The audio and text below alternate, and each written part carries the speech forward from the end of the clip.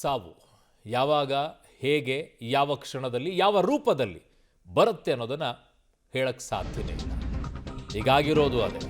ಹೃದಯಾಘಾತಕ್ಕೆ ನಿರ್ಮಾಪಕ ಭಾಮ ಹರೀಶ್ ಅವರ ಪುತ್ರ ನಿಧನ ಹೊಂದಿರೋದು. ಶಿವಮೊಗ್ಗದ ಕೊಡಚಾದ್ರಿಗೆ ಟ್ರೆಕ್ಕಿಂಗ್ಗೆ ತೆರಳಿರ್ತಾರೆ ಉಲ್ಲಾಸ್. ಟ್ರೆಕ್ಕಿಂಗ್ ವೇಳೆ ಹೃದಯಾಘಾತದಿಂದ 27 ವರ್ಷ ಅವರಿಗೆ. ಪಾಪ, ಬೆಟ್ಟದಿಂದ ಇಳಿಯುವಂಥ ಸಂದರ್ಭದಲ್ಲಿ ಕುಸಿದು ಬಿದ್ದು ಬಿಡ್ತಾರೆ ಉಲ್ಲಾಸ್ ಗೌಡ.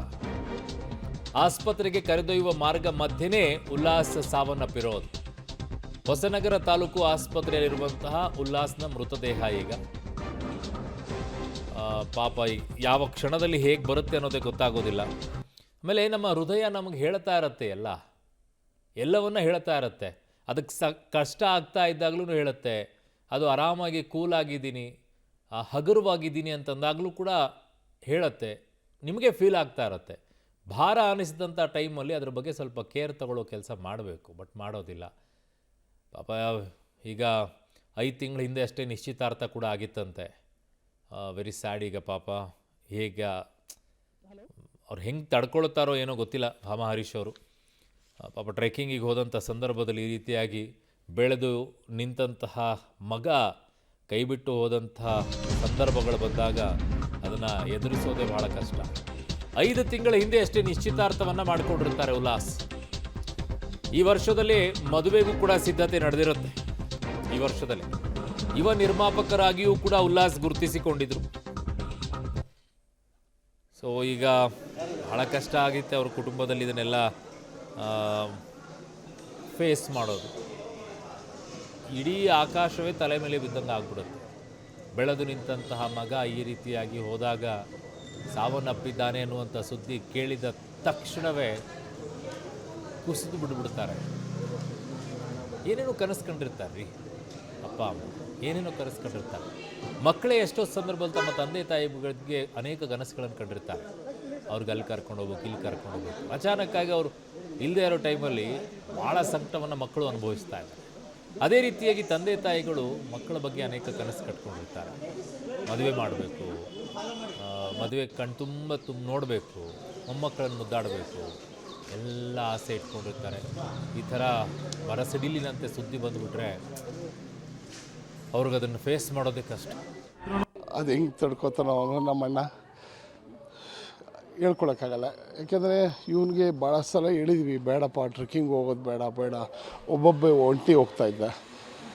ಈಗ 3 ಜನ ಹೋಗಿದ್ದಾರೆ. ಸೊ ಟ್ರೆಕ್ಕಿಂಗ್ ಮಾಡುವಾಗಲೇ ಕುಸಿದು ಬಿದ್ದು ನಾಲಿಗೆ ನೋವು, ಆಚೆ ಬಂದು ಬಾಯಿಂದ ನೊರೆ ಬಂದಿದೆ. ಸೊ ಅಲ್ಲಿಂದ ಜೀಪ್ ಶಿಫ್ಟ್ ಮಾಡಿ ಜೀಪಿಂದ ಹೊಸನಗರಕ್ಕೆ ಕರ್ಕೊಂಡ್ಬಂದಿದ್ದಾರೆ. ಹೊಸನಗರದಲ್ಲಿ ಕೊಡಚಾದ್ರಿಗೆ ಹೋಗಿದ್ದ. ಹೊಸನಗರದಲ್ಲಿ ಪ್ರಾಣ ಹೊರಟೋಗಿದೆ. ನಮ್ಗೆ ಆ್ಯಕ್ಚುಲಿ ಸೀರಿಯಸ್ ಅಂತ ಬಂತು ಮೆಸೇಜು, ಏನೋ ಫೇಂಟ್ ಆಗಿದ್ದಾನೆ ಅಂತ. ನಾನು ಡ್ರೈವಿಂಗಲ್ಲಿದ್ದೆ. ವಿಚಾರ ಬಂದಾಗ ನಮಗೆ ಸಡನ್ನಾಗಿ ಈ ಥರ ಶಾಕಿಂಗ್ ನಾವು ಎಕ್ಸ್ಪೆಕ್ಟ್ ಮಾಡಿರಲಿಲ್ಲ. ಆ್ಯಕ್ಚುಲಿ ಆಗಸ್ಟಿಗೆ ಎಂಗೇಜ್ಮೆಂಟು, ಡಿಸೆಂಬರ್ಗೆ ಮದುವೆ ಅಂತ ಚೌಟ್ರಿ ಎಲ್ಲ ಬುಕ್ ಆಗಿತ್ತು.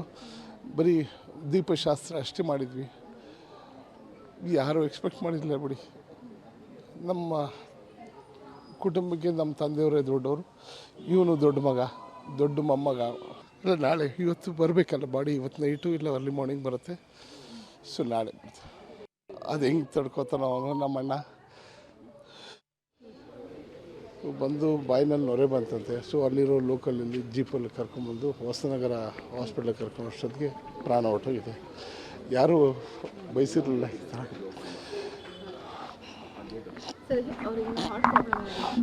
ಯಾವುದು ಇಲ್ಲ, ಆರೋಗ್ಯ ಹೋಗಿದ್ದ. ಆ್ಯಕ್ಚುಲಿ ಡಿಸೆಂಬರ್ಗೆ ಅವ್ನ ಮದುವೆ.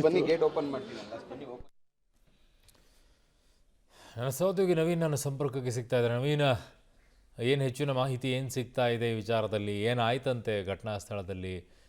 ಅಲ್ಲಿದ್ದಂಥವ್ರು ಏನು ಹೇಳ್ತಾರೆ?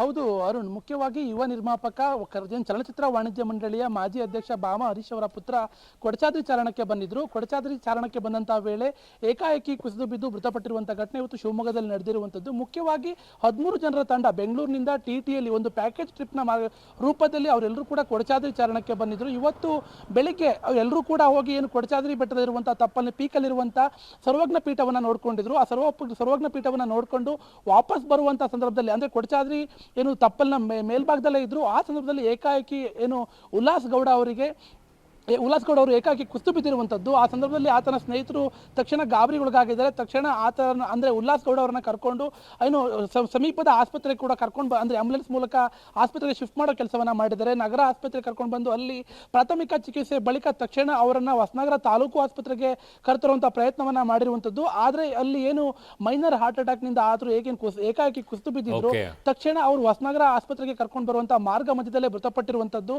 ಹಾಗಾಗಿ ಪ್ರಸ್ತುತ ಹೊಸನಗರ ತಾಲೂಕು ಆಸ್ಪತ್ರೆ ಅವರ ಮೃತದೇಹ ಕೂಡ ಇರುವಂಥದ್ದು. ಹಾಗಾಗಿ ಅವರ ಕುಟುಂಬಸ್ಥರು ಬಂದ ಬಳಿಕ ಮುಂದಿನ ಪ್ರಕ್ರಿಯೆಗಳನ್ನು ನಡೆಸಲಿಕ್ಕೆ ಪೊಲೀಸರು ಕೂಡ ಸಿದ್ಧತೆಗಳನ್ನು ಮಾಡ್ಕೊಳ್ತಾ ಇರುವಂಥದ್ದು. ಅರುಣ್. ಓಕೆ ನವೀನ್, ನಿಮ್ಮೆಲ್ಲ ಮಾಹಿತಿಗೆ ಧನ್ಯವಾದಗಳು.